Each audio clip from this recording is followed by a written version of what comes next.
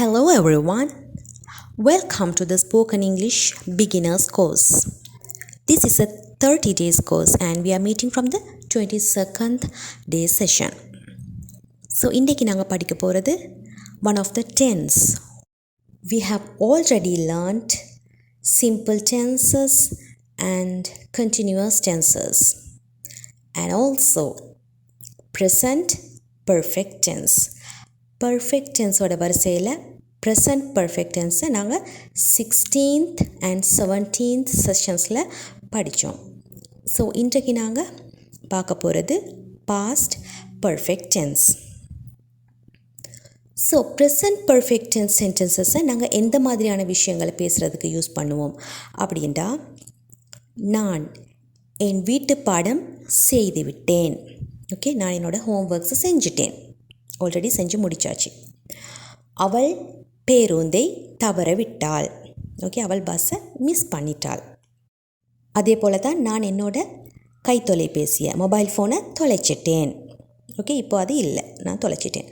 So இந்த மாதிரியான பாஸ்டில் நடைபெற்ற ஆக்ஷன்ஸை பற்றி பேசுகிறதுக்கு நாங்கள் ப்ரெசன்ட் பர்ஃபெக்ட் டென்ஸை யூஸ் பண்ணினாலும் அந்த பாஸ்ட் ஆக்ஷன்ஸோட ரிசல்ட் ப்ரெசன்ட்லேயும் இருக்கும்.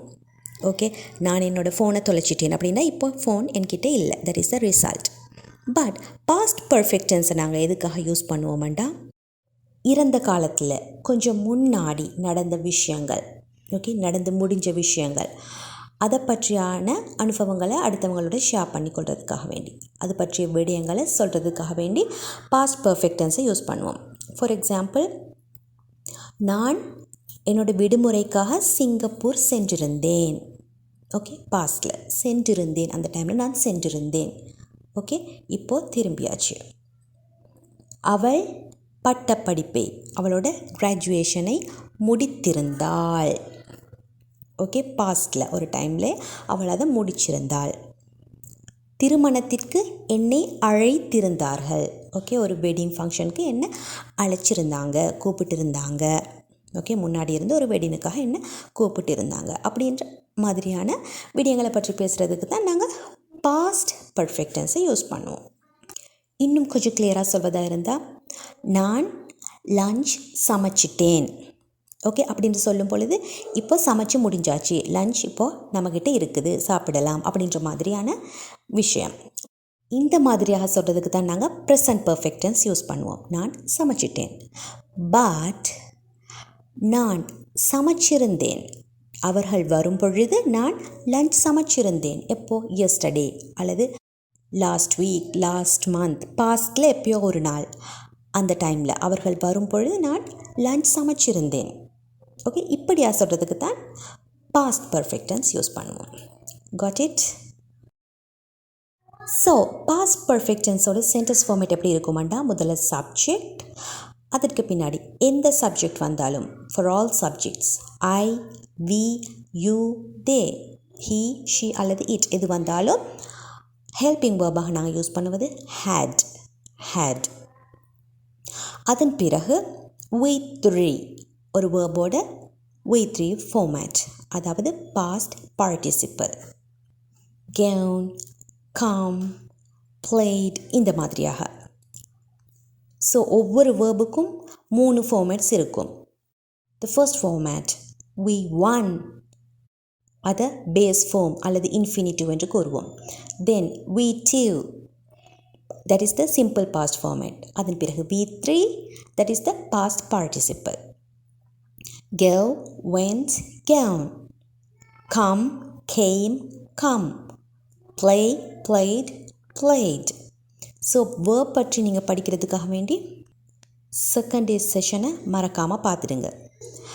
தென் நாங்கள் பர்ஃபெக்ட் டென்ஸ் சென்டென்ஸ் ப்ரெசண்ட்டாக, பாஸ்டாக அல்லது ஃப்யூச்சராக எதுவாக இருந்தாலும் நாங்கள் வேர்போட we3 ஃபார்மேட், பாஸ்ட் பார்ட்டிசிபிளை தான் யூஸ் பண்ண வேண்டும். Understood?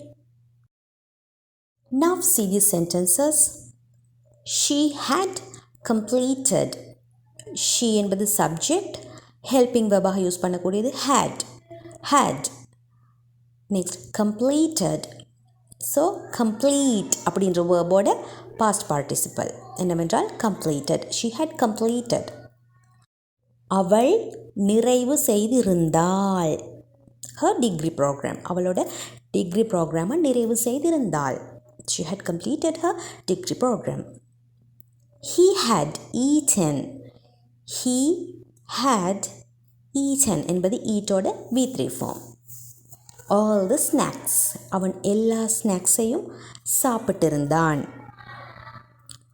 I had participated in the speech contest. I subject had. Okay, இந்த சப்ஜெக்ட் வந்தாலும் ஹெல்பிங் வெர்பாக நாங்கள் இங்கே had தான் யூஸ் பண்ணுவோம் அப்படின்றத நாங்கள் பார்த்தோம். Okay, I had participated. participate அப்படின்ற வேர்போட V3 ஃபார்ம் தான் participated. அதுக்கு ed சேர்க்கப்பட்டு அதோட V3 ஃபார்ம் உருவாகி இருக்குது. I had participated in the speech contest. நான் பேச்சு போட்டியில் பங்கு பற்றி இருந்தேன். Okay, they had invited us to the birthday party. அவர்கள் எங்களை பர்த்டே பார்ட்டிக்கு இன்வைட் பண்ணி இருந்தாங்க. Okay, it had rained. it had rained when we arrived the city. Okay, இந்த மாதிரியான சென்டென்ஸ் உருவாக்கும் பொழுது தான் நிறைய காம்ப்ளிகேஷன்ஸ் வருது. ஓகே, இங்கே 2 சென்டென்சஸ் 2 ஆக்ஷன்ஸ் கனெக்ட் ஆகி சென்டென்ஸ் உருவாகி இருக்குது. See, it had rained. மழை பெய்திருந்தது. when we arrived the city. நாங்கள் சிட்டிக்கு உட்படும் பொழுது மழை பெய்திருந்தது. ஓகே, அப்போ மழை பெய்தல் அப்படின்ற ஆக்ஷன் தான் முதல்ல நடக்கிறது. ஓகே, அதன் பின்னாடி தான் நாங்கள் அந்த இடத்துக்கு போகிறோம். ஸோ அதைத்தான் நாங்கள் முதல்ல சொல்ல வேண்டும். எது முதல்ல நடந்த ஆக்ஷனை. which is the first action? rain. it had rain. அந்த ஃபர்ஸ்ட் ஆக்ஷனை தான் நாங்கள் பாஸ்ட் பார்ட்டிசிபல் ஃபார்மில் சொல்வோம். it had rained. Okay, it had நாங்கள் வெதர் ரெயின் இந்த மாதிரியான விஷயங்களை சொல்லும் பொழுது it அப்படின்ட்டு தான் யூஸ் பண்ணுவோம். ஸோ it had rain அப்படின்றதோட V3 ஃபார்ம் rained. மழை பெய்திருந்தது. when we arrived the city.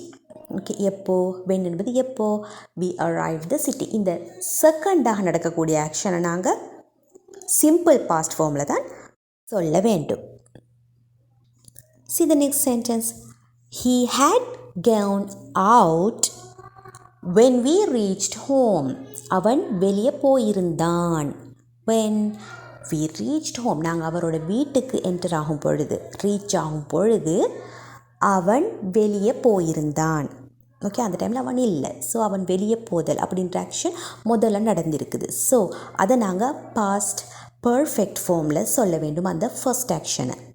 அதுதான் சென்டென்ஸோட பிகினிங்கில் வர வேண்டும். he had gone out when we reached home.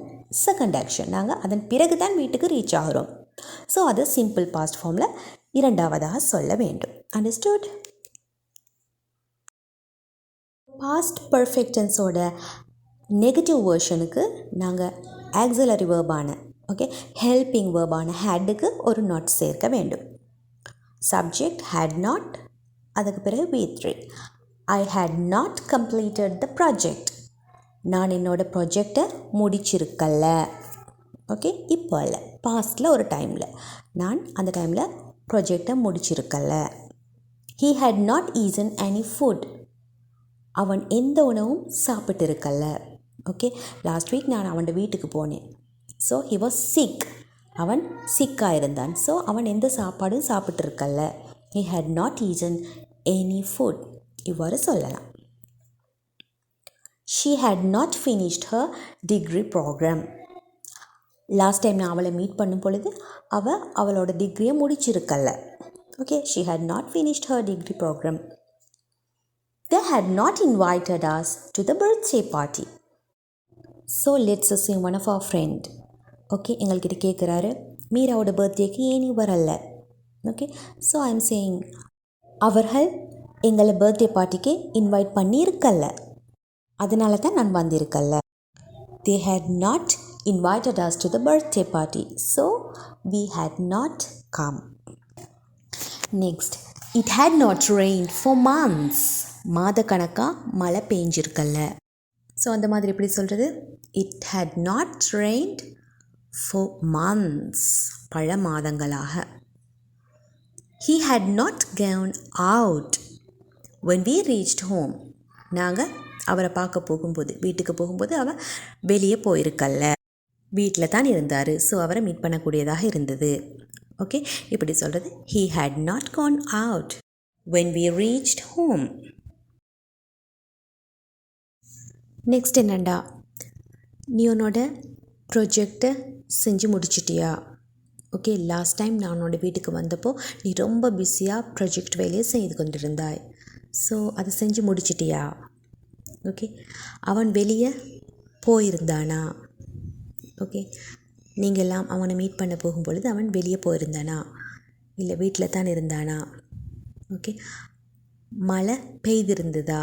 நீங்கள் சிட்டிக்குள்ளே என்டர் ஆகும் பொழுது மழை பெய்திருந்ததா?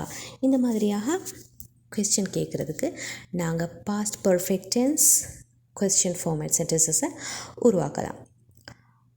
அதோட ஃபார்மேட் என்னாண்டா, முதல்ல ஹேட், அதன் பிறகு சப்ஜெக்ட், தென் V3. எல்லா சப்ஜெக்ட்ஸ்க்கும் ஹேட் தான் ஹெல்பிங் வேர்பாக யூஸ் பண்ணப்படும். So had you completed the project, நீ ப்ரொஜெக்டை முழுமைப்படுத்தி இருந்தாயா, அதாவது ப்ரொஜெக்டை கம்ப்ளீட் பண்ணி இருந்தாயா? had he gone out, had he gone out, அவன் வெளியே போயிருந்தானா? had it rained, மழை பெய்திருந்ததா?